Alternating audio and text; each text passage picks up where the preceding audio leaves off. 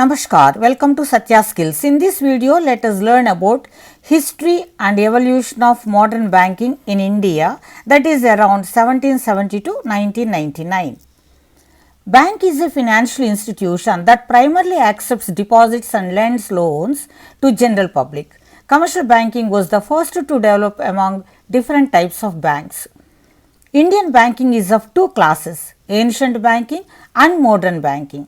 The ancient banking includes indigenous banking and Hundis.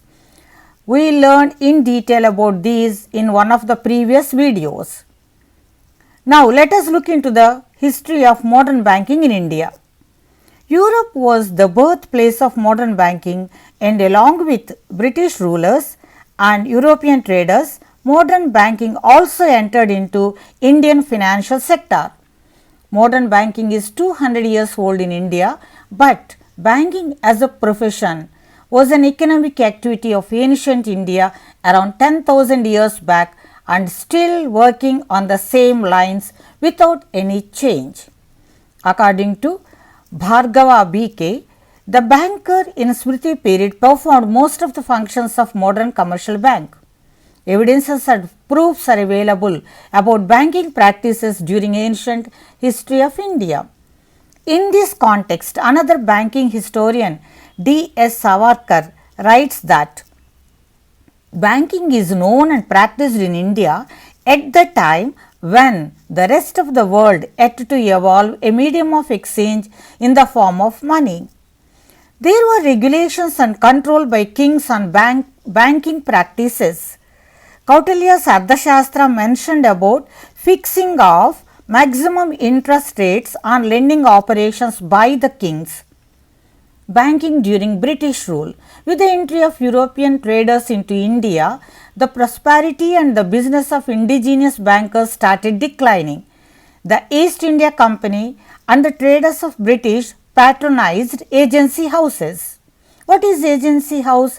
Agency house combines banking with trade and offered most of the commercial banking services. Gradually, these agency houses developed into modern commercial banks. Thus, agency houses are the pioneers of modern banking in India. Banking during 18th century. In India, joint stock banking on British lines developed during the later part of 18th century in a limited way. The first joint stock commercial bank in India was the Hindustan Bank. It was established in 1770 at Calcutta by European agency house Alexander and Company. In 1785, Bengal Bank and in 1786, General Bank of India were established, but all these were short-lived experiments. 19th century. During early part of 19th century, another type of banks called presidency banks came into existence. Bank of Calcutta, later renamed as Bank of Bengal. The first presidency bank was established in 1806 at Calcutta. In 1840, Presidency Bank of Bombay and in 1843, Presidency Bank of Madras came into existence. Presidency banks were commercial banks in private sector, but enjoyed partnership of the government in equity, means ownership. Thus, they also performed some of the central banking functions such as banker to the government, note issue, etc. But the note issue function was withdrawn by the then government in 1863 from the banks. In 1860, a facility of limited liability was legally given. This law encouraged establishment of several banks in the corporate sector. Allahabad Bank was established in 1865 under European management with limited liability.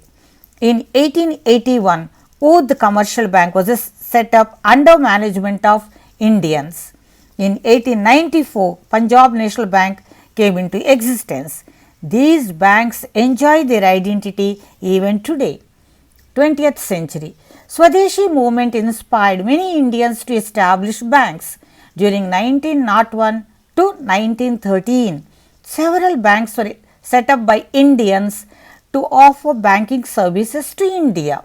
Prominent among these banks were Bank of Baroda, Bank of India, Bank of Mysore, etc. due to unplanned thought and less attention on the development, soon Indian banking encountered banking crisis. During 1913 to 1920, several banks failed. This was considered as banking crisis in the history of banking. There was neither a banking law to guide the existing banks nor a central bank to guard Indian banking industry. To strengthen Indian banking, the three presidency banks amalgamated and formed into Imperial Bank of India on 27th January 1921. The bank emerged as the largest and powerful commercial bank. The bank assumed some of the central banking functions as there was no central bank to India. The Hilton Young Commission suggested to the government for the central bank to India. This recommendation was strongly supported by Central Banking Enquiry Committee in 1929. Consequently, the Reserve Bank of India was established as a private shareholders bank and the bank started its operations from 1st April 1935. The Imperial Bank continued as a commercial bank. Banking after 1947. Immediately after independence, the Government of India nationalized the Reserve Bank of India with effect from 1st January 1949.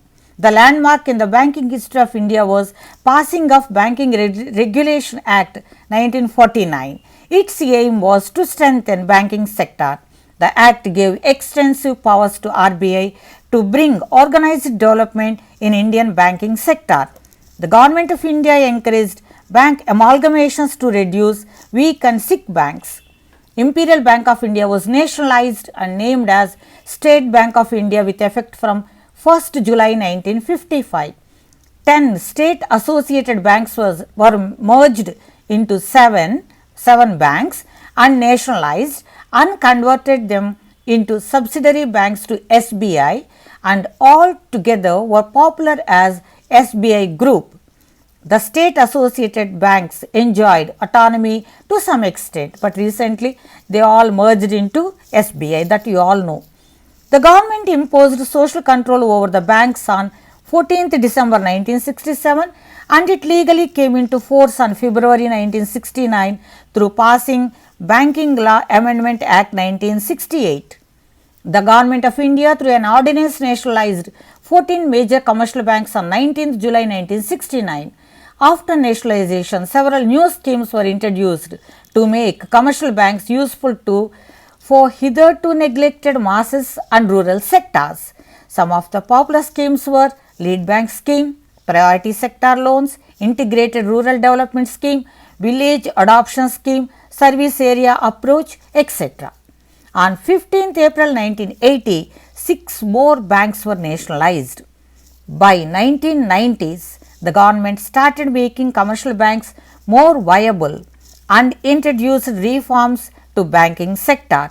In 1991, the Government of India launched financial sector reforms, that is also called banking sector reforms, to Indian banking sector and made it compulsory that capital adequacy, NPS, etc. as mandatory requirements. That's all in this video. Thank you for watching. God bless you.